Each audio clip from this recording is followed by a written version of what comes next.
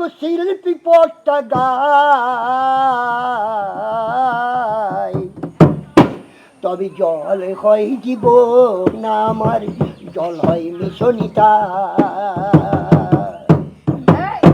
আগেকার মা মাসিরা কত কষ্ট হতে চলে,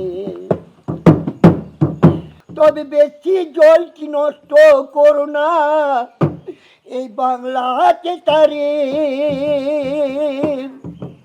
তবে বেশি জল নষ্ট করিলে শেষকালেতে জল পাবে না তারে।